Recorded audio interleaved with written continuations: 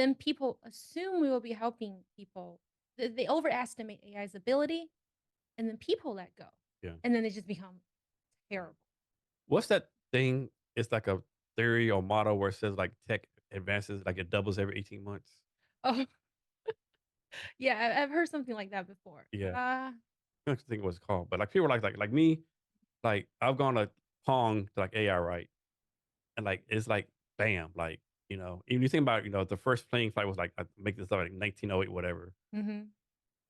on the moon in 69, going to Mars, Okay, that I think that depends. I yeah. think you and I perhaps feel more this way because we live in Seattle. Mhm. Have startups popping up Yeah. every day. Always like your versions, you have to constantly update every 6 hours any of your apps. But when you look at on the West Coast, it's super fast. But you go, from Seattle down to the East Side, it's a little slower. Yeah. People don't adapt. All those people still use faxes. Mhm.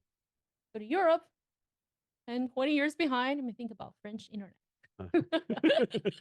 But yes, so I don't think the world is moving as fast as Okay. people are thinking. So you think we're just in this bubble, tech bubble, so to speak? It could be, Okay. right? Because I'm living here, so I'm obviously biased because I'm constantly seeing all this new startups, all this new things. Oh, you don't even need doctors anymore. Your doctor will, surgeries on you across the ocean. So that brings a good point. How many quote unquote average Americans do you think have no idea how advanced tech is, right? Most people pick the phone up, Mm-hmm. they have no idea how it works, what goes into it, like the computing power, the Mm-hmm. coding, like they have no idea what this is. And they get mad. Like there's a comedian he just bit on TV. I can't remember his name, but he said he was on a plane and like they're like 10,000 feet in the air. This guy like, God, other guys like, God damn it, my internet doesn't work. He's like, dude, calm down.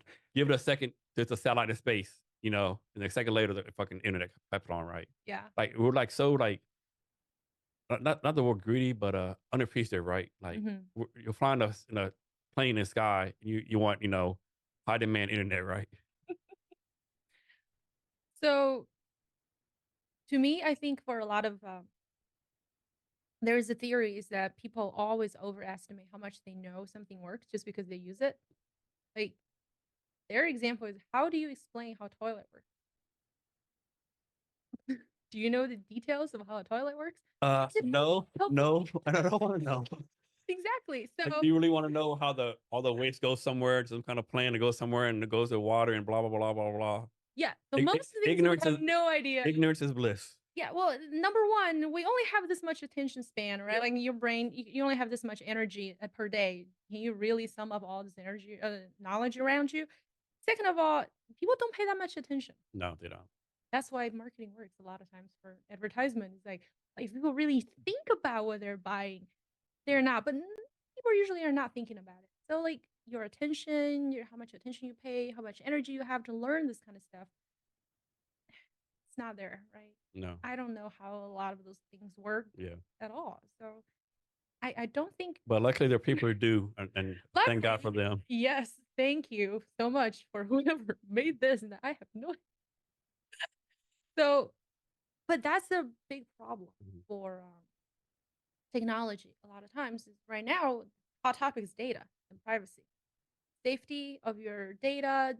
People have no idea, right? There are a lot of apps out there people just download and use, right? The famous ones, TikTok, Tamu, I think that's the one people Yeah. shop on. Multiple papers study they're problematic. They could be laced with malware, and they could be sending your data to all kinds of different places. But okay, let me push back a little bit. So I understand, like, if you're like a U.S. senator or Mm-hmm. general running nuclear weapons, that stuff matters. Mm-hmm. But you're like Joe Blow, plumber, Mm-hmm. working 9 to 5 in, somewhere town, Arkansas. Mm-hmm. Does your data really matter? Does it really matter if the Chinese are tracking you? It still matters because Joe Blow can have, 401k somewhere saved.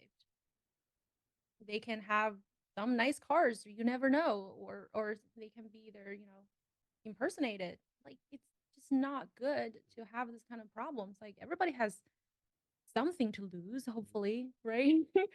So you don't want that. And a lot of people say, "Oh, I don't care. They can have my data." But if once they have your data, they can manipulate you, right? I can only I there's a interesting little paper on how TikTok, if you start on watching something a little sad, after a few, videos, it will send you down a path of suicide. And then suicide rate is just raised so much ever since social media is that you cannot ignore this kind of problem. Yeah, you can be in Arkansas, but you can still be prone to all these problems, right? You may still have teenage girls around you who would suffer from all these kind of different issues. So, Very good point. That's a great point, actually. Yeah. So how do people protect their data, right? 'Cause like, you've seen it all the like on like we'll say Facebook, someone put, mhm, "Oh, I'm tired of mhm. so and so sending me these ads, blah blah blah. I'm tired of Facebook doing this."